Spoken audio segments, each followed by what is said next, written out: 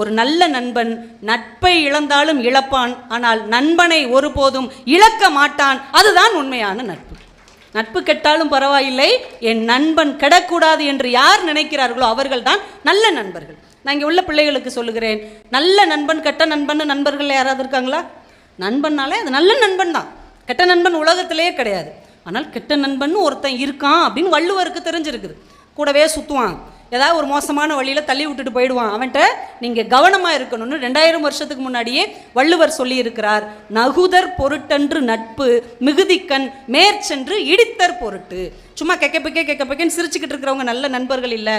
நீங்கள் தவறு செய்யும் போது யார் உங்களை தட்டி கேட்குறாங்களோ அவங்க தான் உண்மையான நண்பர்கள் என்பதை நம்முடைய வள்ளுவர் சொல்லி கொடுத்தார். இதுதான் உங்களுக்கு டெஃபினிஷன். நல்ல ஃப்ரெண்ட்ஸ் எப்படி இருப்பாங்க? தப்பு செஞ்சால் பலார்னு ஒரு அரைஞ்சி இதை நீ செய்யக்கூடாதுன்னு சொல்லுவாங்க.